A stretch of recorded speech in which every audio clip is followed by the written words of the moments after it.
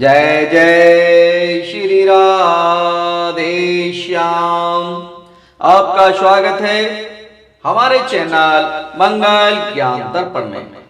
साथियों, रोजाना की तरह आज भी हम आपके लिए एक कथा लेकर के आए हैं और मुझे उम्मीद है ये कथा आपको जरूर पसंद आएगी।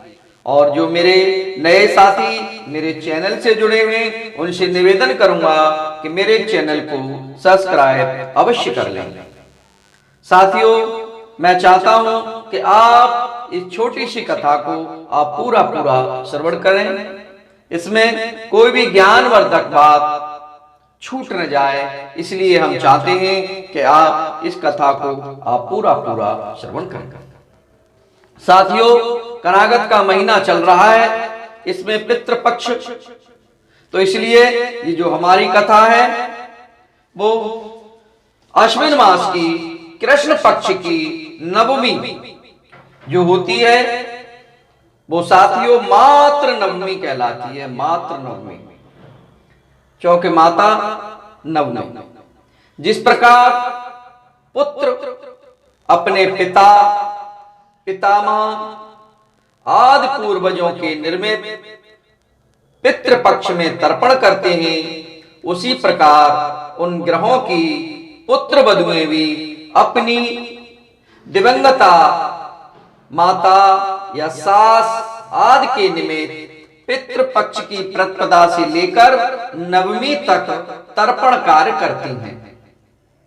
और नवमी के दिन दिवंगता माता तथा सास की आत्म शांति के लिए ब्राह्मणों को दान आदि देकर संतुष्ट करती हैं।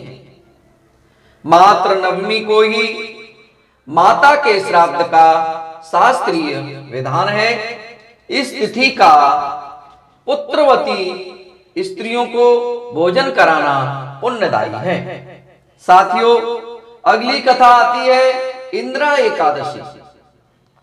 अश्विन मास की कृष्ण पक्ष की एकादशी इंद्रा एकादशी कहलाती है।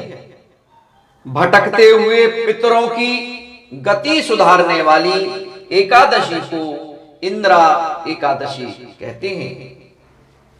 साथियों, जो हमारे आपके पितर भटकते रहते हैं और उन्हें सद्गति नहीं मिलती, उनके ऊपर कृपा नहीं हो पाती है, तो वह कृपा पाने के लिए ये एकादशी इंद्रा एकादशी के दिन अगर हम व्रत रखते हैं तो ये हमारे पूर्वज हमारे पितर उनकी गति सुधर जाती है। और इस दिन इंद्रा एकादशी के दिन शालिग्राम जी की पूजा की जाती है। इस दिन शालिग्राम जी पर तुलसी दल अवश्य चढ़ाना चाहिए। पुराणों में कहा गया है कि सतयुग में इंद्रसेन नामक एक राजा था। एक दिन नारद जी उनके यहां पधारे और कहने लगे, हे राजन, मैं यमलोक से आ रहा हूं, वहां पर तुम्हारे पिता बहुत दुखी हैं, बहुत परेशान हैं और वो तुम्हें याद कर रहे हैं और तुम उनको परेशानी को खत्म करने की व्यवस्था करो। तो राजा ने कहा कि हे मुनिवर, हे नारद जी, आपकी ऐसा कोई उपाय हमें बताइए जिससे हमारे पिता वहां दुखी न रहें और उनका कल्याण हो जाए। तो उन्होंने कहा नारद जी ने कि तुम उनकी सद्गति के लिए अश्विन माह में कृष्ण पक्ष की एकादशी का व्रत करो और इस व्रत के प्रभाव से तुम्हारे पिताजी को सद्गति प्राप्त होगी। तो इंद्रसेन ने नारद जी के कहने पर अश्विन कृष्ण एकादशी का व्रत किया और उन्होंने शालिग्राम जी की पूजा की और शालिग्राम जी पर तुलसी दल चढ़ाया और ईश्वर से प्रार्थना की कि हे भगवान, आप मेरे पिता को सद्गति दो। और साथियों, उसके बाद उनके पिता यमलोक की यंत्रणा से मुक्त होकर स्वर्ग लोक को चले गए। राजा की देखा देखी आज हम और आप, पूरी प्रजा, अनेक प्रजाजन भी यह व्रत इंदिरा एकादशी का रखते हैं, क्योंकि सभी व्यक्ति यही चाहते हैं कि हमारे पूर्वज जो भी कहीं भूल से भटक रहे हों उनका भी कल्याण हो जाए और स्वर्ग लोक को चले जाएं। साथियों, ये थी इंदिरा एकादशी की कथा। अब लास्ट में आता है पितृ विसर्जन अमावस्या। अश्विन मास की अमावस्या ही पितृ विसर्जन अमावस्या के नाम से विख्यात है। इस दिन साथियों, जिनके माता पिताओं की कोई भी तिथि हमें और आप किसी को भी याद नहीं रहती है, तो उस दिन अमावस्या के दिन हमें तर्पण करना चाहिए और अपने पूर्वजों को याद करना चाहिए। इस दिन ब्राह्मणों को भोजन तथा दान देने से पितर तृप्त हो जाते हैं तथा वे अपने पुत्रों को आशीर्वाद देकर के जाते हैं।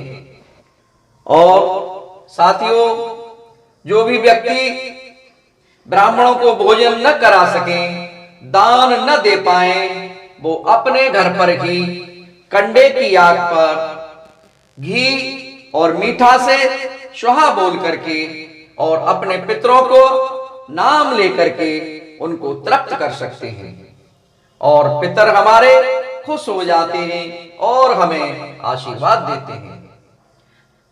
साथियों, जिन परिवारों को अपने पितरों की तिथि याद नहीं रहती, उनका श्राद्ध भी इसी अमावस्या को कर देने से पितर संतुष्ट हो जाते हैं।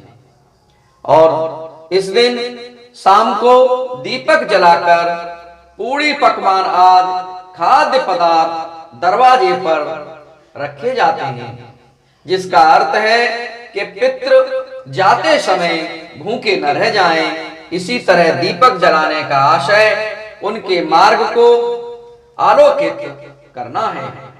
साथियों, और अमावस्या के बाद फिर माता देवी नवदुर्गा आ जाते हैं और उनकी कथा फिर हम आपको इसी तरह सुनाते रहेंगे और कल फिर हम एक कथा लेकर के आएंगे। तब तक आप सभी लोगों के लिए राधे श्री राधे। आप सब लोगों के लिए बहुत बहुत धन्यवाद।